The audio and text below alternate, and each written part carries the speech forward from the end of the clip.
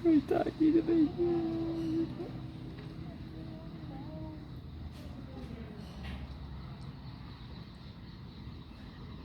Tá bom assim, eu pergunto.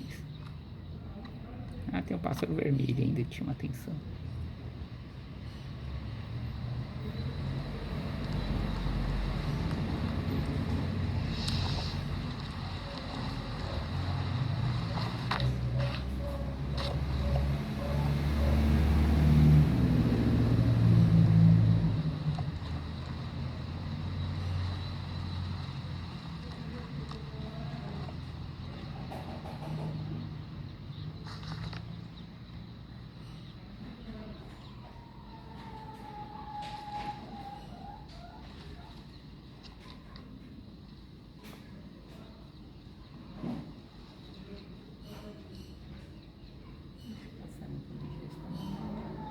É? Passarinho com um bicho desse tamanho.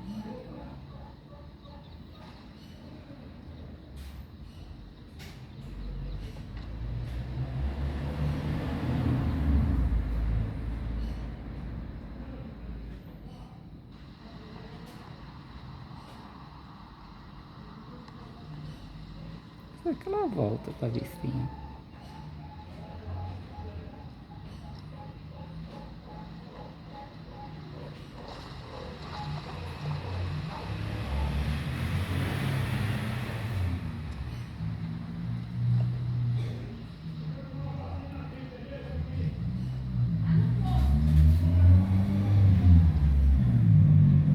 Aí o outro ali.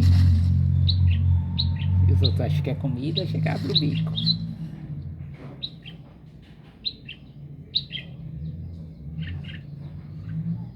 Porque ele vem se escondendo assim, né? Já é pra vir direto, né?